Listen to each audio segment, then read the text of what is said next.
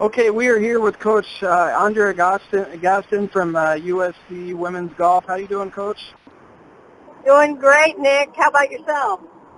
You know, I am doing just fine. Thanks so much. Thanks for joining us. We're excited to have you here as we continue to go through the country talking to different college coaches about their upcoming 2016 season. And so you guys are currently ranked #1, I believe, in Golfweek. Is that correct? Yes, I believe so. Awesome. And so tell us a little bit about your fall season. Obviously, you guys must have had a great season in the fall. Maybe some players that you leaned on, maybe some surprise players that maybe played a little bit better.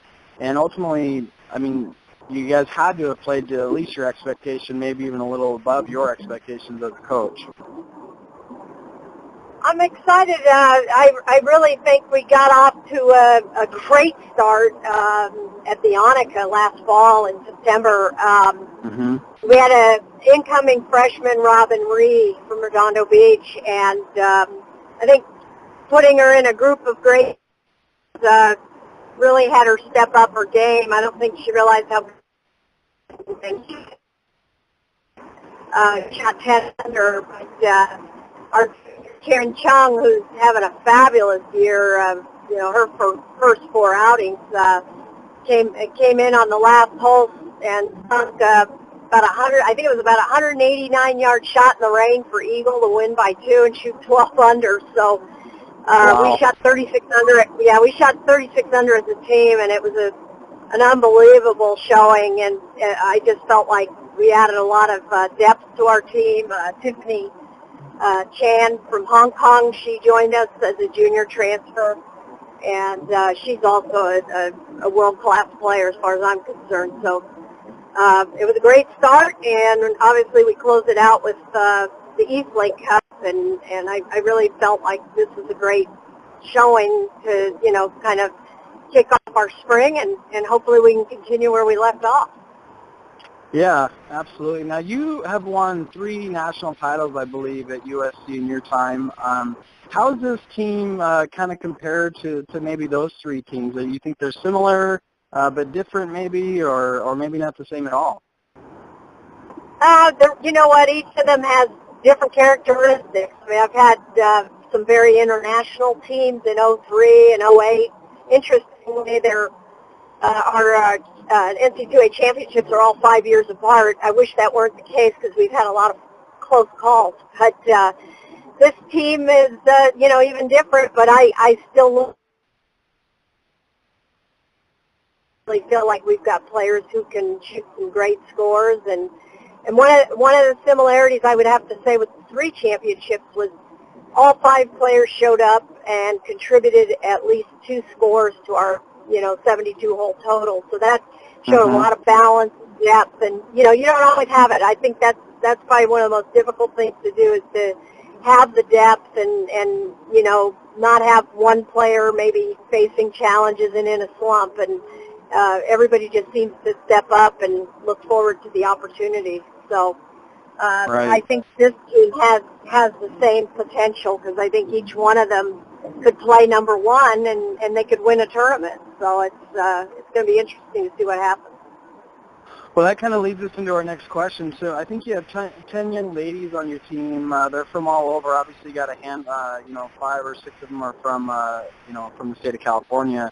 But, obviously you guys are very competitive within yourselves. And so maybe how do you as a team or as a coach kind of manage the personalities and get them to really gel as a team when golf is such an individual sport? I think that's an unknown equation.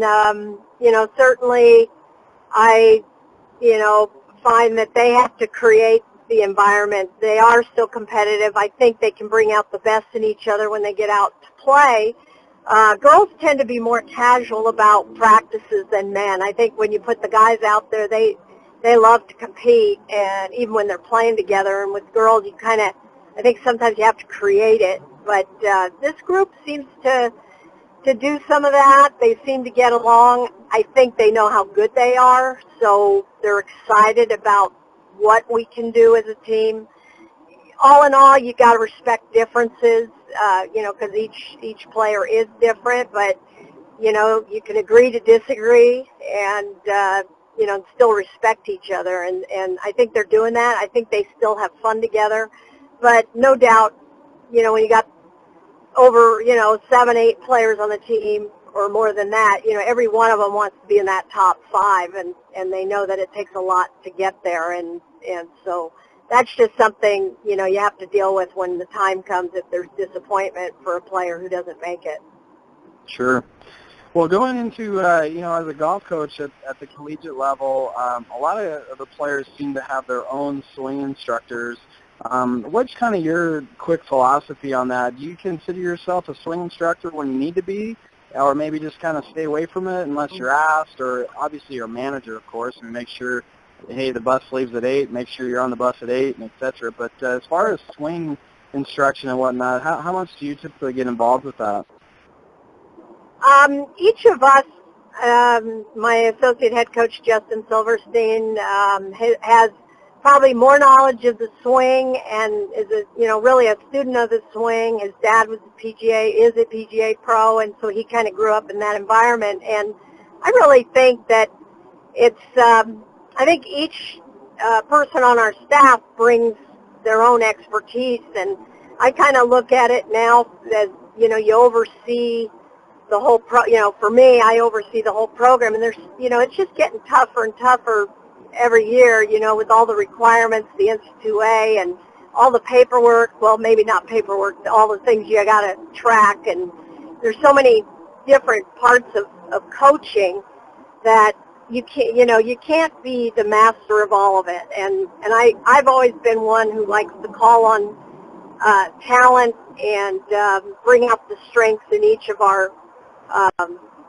coaches. And so I'm more of an encourager, and I try to be an organizer and deal with the on and off course type issues. And then Justin's very much into the swing, and that works great, for us. And then we got a sports psychologist. So I just feel like we have all the resources, plus we have a volunteer coach who's a PGA pro, and sometimes our players work with him as well. So, I just think it's, everybody brings their own strengths, and I rely on that. I don't feel like it's good to try to be good at all of it. I think you want to be good at something and then let somebody else, work on the other parts of that. And I think that's what's made our program a success. Right. Well, that's interesting to know. And so going into your guys' spring season, I won't keep you much longer. You guys start off here, I think you said next week on the 7th. And so going into your season, do you guys look to, kind of start fast and finish, kind of sprinting through the season? Or are you going to try and kind of build them as you go along? I mean, you guys got a lot of talent, obviously, but obviously you want to peak at the end.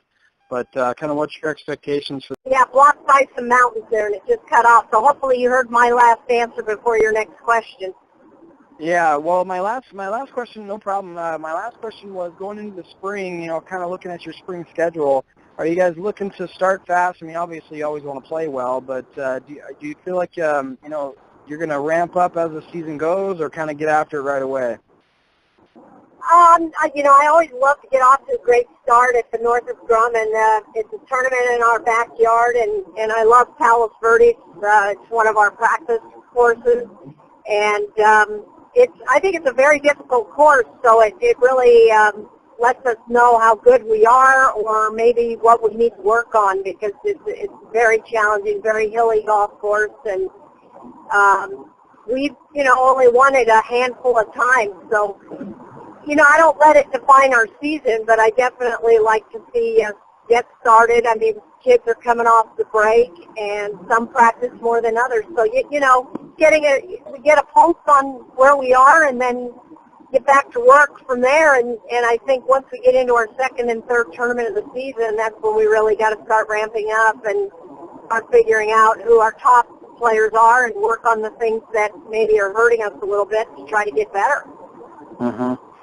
Well, that makes sense. And so looking into the spring, you said that the Northrop Grumman is one of your favorite tournaments. Obviously, going out to the Darius Rucker event has got to be fun for you guys as well. Obviously with the travel, and then you guys go back out to Georgia, so quite a bit of travel. So those are two tournaments you guys got to enjoy going to, to go that far, right? Definitely, and that's just something I've done pretty much every year. I feel it's important for our team to travel, and, we're preparing our team to, these are kids that want to play professionally. A lot of them would like to do that, and they've got to get used to traveling, and they have to learn how to manage their time. And so it's pretty rugged when we take those trips east, but I like it because I think we face some different teams instead of just staying in our own backyard. So, it takes a little bit out of them, but I think it's important to do that. Yeah. Well, that's interesting. Well, what's last question for you, going into the spring, maybe what's kind of your guys' catchphrase going into the spring, or something that you guys are focused on? Maybe there's a saying or something, a team concept that you guys are really focused on for this spring. Probably about process and staying in the moment. Mm-hmm. So, that's all the same thing, but really focusing on the process so that, we're out there trying to get our work done, and, you can control the controllables, and there's some things you can't always control, and I think we just need to have more acceptance, and that sometimes, a player has a great day and sometimes they don't, but not to make it a life or death deal, but to kind of be able to evaluate it objectively and then go back out there and work on it and go to the next day. But it's a lot about the process. There you go. Well, Coach, congrats on being ranked number 1. Obviously a great fall. Best of luck this spring. Obviously everybody will be keeping track of you guys, and good luck, and I appreciate you joining us. Absolutely. Thanks, Nick. Appreciate it. Yep. Have a great day. Thanks. Thank you. You too. Bye. Bye-bye.